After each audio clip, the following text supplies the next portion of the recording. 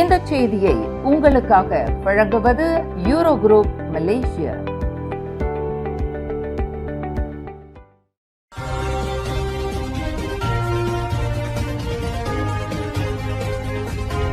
வணக்கம். திசைகளின் 5 மணி செய்திகள். Negeri Sembilan அமைதியான மாநிலம். அரசியல் லாபத்திற்காக அதன் ஒற்றுமையை சீர்குலைக்க வேண்டாம். ஃபாமி ஃபசீல் வலியுறுத்து.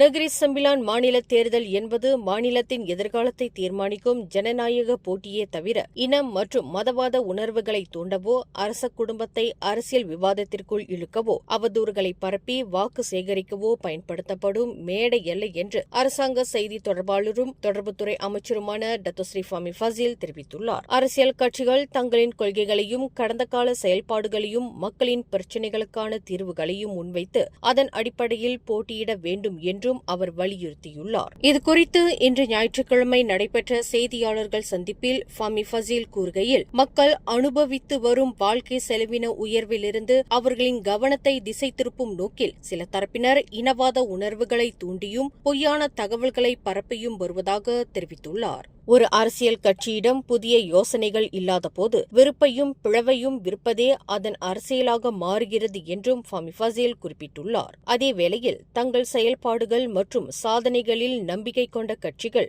உண்மைகளையும் சாதனைகளையும் முன்வைத்தே மக்களிடம் வாக்கு சேகரிக்கும் என்றும் அவர் விவரித்துள்ளார். இதனிடையே வாக்காளர்கள் வேலைவாய்ப்பு, வீடு, வாழ்க்கை செலவு குறைப்பு போன்ற அன்றாட பிரச்சினைகளுக்கான தீர்வுகளையே எதிர்பார்க்கின்றனர் என்று குறிப்பிட்டுள்ள ஃபாமி ஃபசீல், இன மற்றும் மதவாத தூண்டுதலை தவிர்த்து தேர்தல் பிரச்சாரமானது உண்மைகள் மற்றும் சட்டங்களை மதிக்கும் வகையில் இருக்க வேண்டும் என்றும் வலியுறுத்தியுள்ளார். மேலும் நெகிரி செம்பிலான் அமைதியான மாநிலம் என்றும் குறுகிய அரசியல் லாபத்திற்காக அதன் ஒற்றுமையை சீர்குலைக்க கூடாது என்றும் ஃபாமி ஃபசீல் எச்சரித்துள்ளார். அதேவேளையில் வரும் ஆகஸ்ட் 1ஆம் தேதி நடைபெறவுள்ள தேர்தலில் மக்கள் ஒற்றுமையை ஏற்படுத்தும் அரசியலுக்கும் பிளவை உருவாக்கும் அரசியலுக்கும் இடையிலான வித்தியாசத்தை உணர்ந்து உண்மைக்காக செயல்படும் தலைமைக்கு தங்களின் வாக்குகளை செலுத்துவார்கள் என்றும் ஃபாமி ஃபசீல் நம்பிக்கை தெரிவித்துள்ளார்.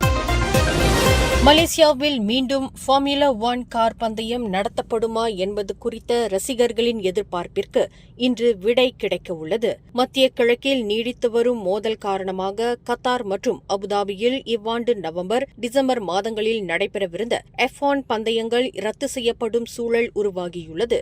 இந்நிலையில் நேற்று பினாங்கு புக்கிட் மிர்தாஜாமில் பள்ளி நிகழ்ச்சி ஒன்றில் கலந்து கொண்ட பிரதமர் டத்தோஸ்ரீ அன்வார் இப்ராஹிமிடம் இதுகுறித்து செய்தியாளர்கள் கேள்வி எழுப்பிய போது அவர் சிரித்தபடியே இன்று ஞாயிற்றுக்கிழமை பதிலளிப்பதாக தெரிவித்துள்ளார். மலேசியா கடைசியாக கடந்த 2017ஆம் ஆண்டு செப்பாங் சர்வதேச சுற்றுப்பாதையில் ஃபார்முலா 1 கிராண்ட் பிரிக்ஸ் போட்டியை நடத்தியது.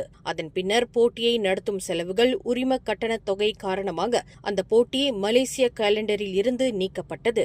இந்நிலையில் மலேசியாவில் ஃபார்முலா 1 போட்டி மீண்டும் நடைபெறுமா என்ற கேள்விக்கான அதிகாரப்பூர்வ அறிவிப்பை ரசிகர்கள் இன்று ஆவலுடன் எதிர்பார்த்து வருகின்றனர். மலாய்க்காரர் அல்லாதோரின் நாட்டுப்பற்றை கேள்விக்கு உட்படுத்தும் இனவாத அரசியலை பரிகாத்தான் நேஷனல் தலைவர்கள், குறிப்பாக கெடா மந்திரி பசார் சனுசி முகமது நூர் உடனடியாக நிறுத்த வேண்டும் என்று ஜாசிகா தேசிய தலைவரும் இலக்கவியல் அமைச்சருமான கோபிந்த் சிங் டியோ வலியுறுத்தியுள்ளார். இது தொடர்பாக அவர் வெளியிட்டுள்ள அறிக்கையில், சனுசியின் சமீபத்திய கருத்துக்கள் மலேசியாவின் பல்லின ஒற்றுமைக்கும் கூட்டரசு அரசியலமைப்பின் சமத்துவ கொள்கைக்கும் எதிரானவை என்றும் கோபிந்த் சிங் தெரிவித்துள்ளார். மேலும் மலேசிய இந்தியர்கள் உள்ளிட்ட மலாய்க்காரர் அல்லாத சமூகங்கள் இந்த நாட்டின் சம உரிமையுடைய குடிமக்கள் என்பதால் அவர்களின் நாட்டுப்பற்றை கேள்விக்கு உட்படுத்துவது ஏற்றுக்கொள்ள முடியாத இனவாத செயல் என்றும் அவர் குறிப்பிட்டுள்ளார். அதேவேளையில் வரவிருக்கும் நெகிரி செம்பிலான் மாநில தேர்தலில் மக்களின் உண்மையான பிரச்சினைகளுக்கு தீர்வு முன்வைப்பதற்கு பதிலாக இன உணர்வுகளை தூண்டும் அரசியலில் பரிகாத்தான் நேஷனல் ஈடுபட்டு வருவதாகவும் அவர் குற்றம் சாட்டியுள்ளார். இந்நிலையில் இனவாத அரசியலை மக்கள் நிராகரித்து பல்லின ஒற்றுமை,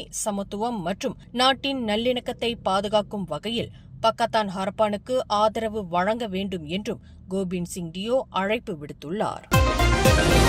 பெர்சத்துவுடனான அரசியல் ஒத்துழைப்பை பாஸ் நிறுத்துவதை விட பரிகாத்தான் கூட்டணியில் இருந்து அக்கட்சி விலகுவதே சரியான முடிவு என்று பெர்சத்து கட்சியின் தலைவர் தான் ஸ்ரீ முய்டின் யாசின் தெரிவித்துள்ளார். பரிகத்தான் நேஷனலின் இணை நிறுவனர் கட்சிகளில் ஒன்றாக இருக்கும் பெர்சத்துவுக்கு கூட்டணியில் தொடர்ந்து இருப்பதற்கான முழு உரிமை உள்ளது என்றும் அக்கட்சியை யாராலும் வெளியேறுமாறு கட்டாயப்படுத்த முடியாது என்றும் அவர் குறிப்பிட்டுள்ளார். மேலும் கூட்டணியில் உள்ள மற்ற கட்சிகளுடனான உறவை முறித்துக் கொள்ளும் முடிவை ஒரு கட்சியானது எடுக்கும் பட்சத்தில் அந்த கட்சியே கூட்டணியை விட்டு வெளியேறுவது அரசியல் நடைமுறையாகும் என்றும் முய்டின் யாசின் விவரித்துள்ளார். இதற்கு உதாரணமாக பாஸ் கட்சி பக்காத்தான் ராயட் கூட்டணியில் இருந்து வெளியேறியதையும் பெர்சத்து பக்காத்தான் ஹரப்பான் கூட்டணியை விட்டு விலகியதையும் முய்டின் நினைவுபடுத்தியுள்ளார்.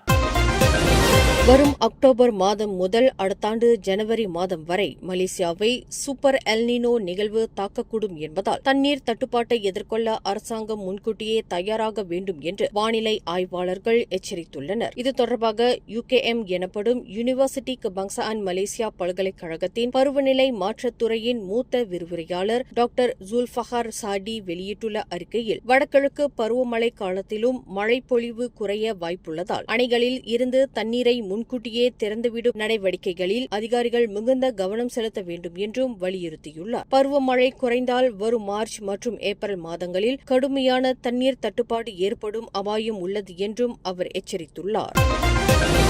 இம்மாதம் ஜூலை 17ஆம் தேதி பட்டாலிங் ஜெயாவில் ஆடவர் ஒருவரை 7 மில்லியன் ரிங்கெட் பிணைத் தொகைக்காக கடத்திய வழக்கில் 6 பேர் மீது நாளை நீதிமன்றத்தில் குற்றஞ்சாட்டப்பட உள்ளது. இதுகுறித்து புக்கிட் அமான் குற்ற புலனாய்வுத்துறை இயக்குநர் டத்தோ M. குமார் கூறுகையில், இந்த வழக்கில் தொடர்புடைய 8 சந்தேக நபர்கள் மீதான விசாரணையை போலீசார் முழுமையாக நிறைவு செய்துள்ளதாக குறிப்பிட்டுள்ளார். மேலும் விசாரணை ஆவணங்கள் கடந்த ஜூலை 24ஆம் தேதி சட்டத்துறை தலைவர் அலுவலகத்திற்கு அனுப்பப்பட்டதாகவும் அவர் விவரித்துள்ளார். இந்நிலையில் அவற்றை ஆய்வு செய்த சட்டத்துறை தலைவர் 1961ஆம் ஆண்டின் கடத்தல் சட்டம் பிரிவு 3(1) கீழ் 6 பேருக்கு குற்றச்சாட்டு சுமத்த உத்தரவிட்டுள்ளதாகவும் டத்தோ M. குமார் தெரிவித்துள்ளார். முகநூலில் வெளியான போலி முதலீட்டு விளம்பரத்தை நம்பிய 58 வயதான இல்லத்தரசி ஒருவர் 1,19,599 ரிங்கெட்டை இழந்துள்ளார். இதுகுறித்து கொத்தத்திங்கி மாவட்ட போலீஸ் தலைவர் யூசுப் ஒத்மான் கூறுகையில், பாதிக்கப்பட்ட பெண் கடந்த ஜூலை 19ஆம் தேதி XM ராயல் என்ற முதலீட்டு திட்டத்தின் விளம்பரத்தை முகநூலில் பார்த்ததாக குறிப்பிட்டுள்ளார். அந்த விளம்பரத்தை பயன்படுத்திய மோசடி கும்பல் 300 ரிங்கெட் முதலீடு செய்தால் 2 மணி நேரத்தில் 15,000 வரை லாபம் கிடைக்கும் என்று கவர்ச்சிகரமான வாக்குறுதி அளித்து பொதுமக்களை ஏமாற்றியதாகவும் அவர் தெரிவித்துள்ளார். மேலும் முதலீட்டில் கிடைத்ததாக கூறப்பட்ட லாபத்தொகை முடக்கப்பட்டுள்ளதாக கூறி அதை விடுவிக்க வேண்டும் என்ற பெயரில் பாதிக்கப்பட்ட பெண் கடந்த ஜூலை 19ஆம் தேதி முதல் 23ஆம் தேதி வரை பல்வேறு வங்கிக் கணக்குகளுக்கு 8 முறை பணம் பரிமாற்றம் செய்துள்ளார். இதன் மூலம் அவர் மொத்தமாக 1,19,599 ரிங்கெட் இழந்துள்ளதாகவும் யூசுப் ஒத்மான் தெரிவித்துள்ளார். மேலும் செய்திகளை தெரிந்து கொள்ள கீழே இருக்கும் பெல் பட்டனை அழுத்துங்கள். உங்கள் மகிழ்ச்சியை வெளிப்படுத்த லைக் மற்றும் ஷேர் செய்யுங்கள். தொடர்ந்து திசைகளோடு இணைந்திருக்க சப்ஸ்கிரைப் செய்யுங்கள்.